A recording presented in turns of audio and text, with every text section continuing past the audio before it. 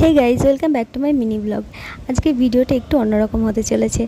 হ্যাঁ, তোমরা থাম্বনেল দেখে হয়তো বুঝতে পেরেছো আজকে কারো বার্থডে আছে। তো আজকে আমার শাশুড়ি মার বার্থডে আছে। তো বাড়িতে যেহেতু আমি একটাই বউ, তো সেক্ষেত্রে আমার দায়িত্ব পড়েছে ওনাকে রান্নাবান্না করে খাওয়ানোর জন্য। তো আমি আগে কখনো করিনি। আমি পাঁচ ভাজা মাংস যেটুকু পেরেছি আমি ওনাকে রান্নাবান্না করে সুন্দর করে গুছিয়ে দিয়ে আমি ওনাকে খেতে দিয়েছি। তো উনি আমাকে বললো যে ওনার ভীষণ ভালো লেগেছে, ভীষণ টেস্টি হয়েছে। তো এত বড় কমপ্লিমেন্ট পেয়ে তো আমি তো খুব খুশি। তারপরে সন্ধে হয়ে গেল। সন্ধেবেলা বাড়িতে সবাই ছিল, দিদা দাদু এসেছিলো। তো আমার শ্বশুর শাশুড়ি, আমার হাজব্যান্ড, মামা মামি সবাই ছিল।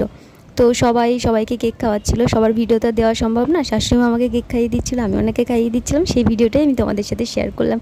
বাড়িতে সবাই থাকলে মোটামুটি ভালোই এনজয় করি আমরা। তো আমার হাজব্যান্ড ভীষণ ভালো রান্না করে, জানোই তোমরা। তো মাটন এনেছিল সন্ধ্যাবেলায়। তো মাটন রান্নাটা ও করেছে। আমি খুব একটা পছন্দ করি না, কিন্তু ও রান্না করেছে তার জন্য আমাকে খেতে বাধ্য। তো আমার ভীষণ ভালো লেগেছে, আমার টেস্টি লেগেছে সিরিয়াসলি। আর ছিল প্লেন রাইস ছিল। তো মোটামুটি আমরা আজকে ইভিনিংটা এইভাবে কাটালাম। আমাদের খুব ভালো লেগেছে, সবাই এনজয় করি। সারাটা দিন আমরা সবাই মিলে একসাথে এইভাবে কাটালাম। Thanks for watching.